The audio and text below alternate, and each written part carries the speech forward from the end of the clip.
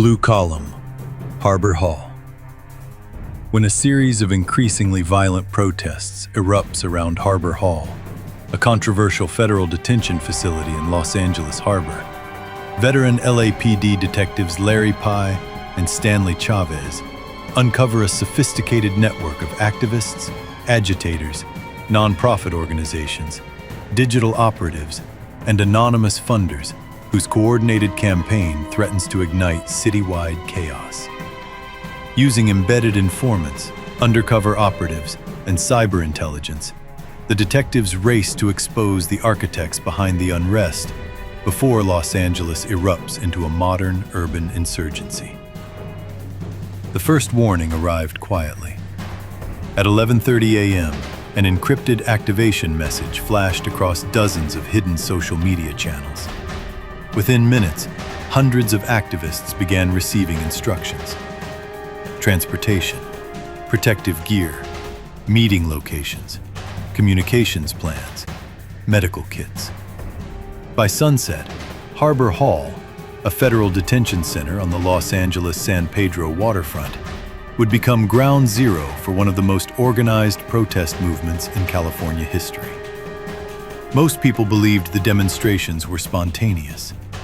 Detectives Larry Pye and Stanley Chavez knew better.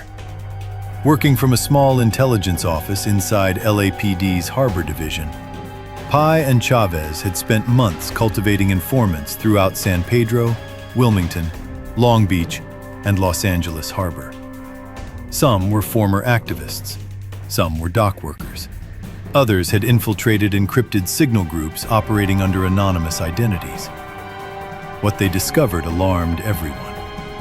The protests were not isolated events. They were part of a sophisticated network involving dozens of organizations, anonymous online organizers, coordinated media campaigns, rapid response teams, legal support networks, transportation coordinators, and fundraising operations.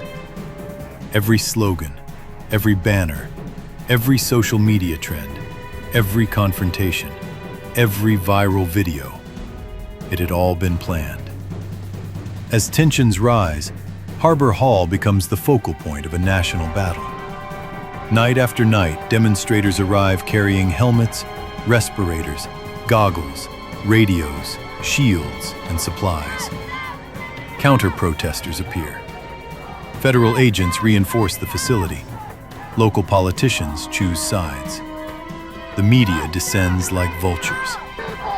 Then, violence erupts. A federal officer is injured. Vehicles are burned. Rocks and homemade projectiles fly. Rumors spread across social media faster than investigators can debunk them. Chief Larry Stanley orders Pye and Chavez to find the people directing the operation before Los Angeles explodes. Following digital breadcrumbs hidden inside encrypted chats, financial records, nonprofit filings, burner phones, and offshore transactions, the detectives uncover a shadowy coalition known only as the Harbor Hall 100. Behind the slogans lies something far more dangerous.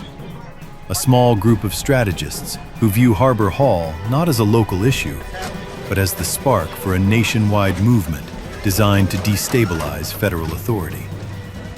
As federal investigations expand, Pye and Chavez infiltrate deeper into the network than anyone ever has. But the closer they get to identifying the leaders, the more dangerous the mission becomes. Witnesses disappear. Informants are exposed. Political pressure mounts. And someone inside the movement learns that LAPD is closing in.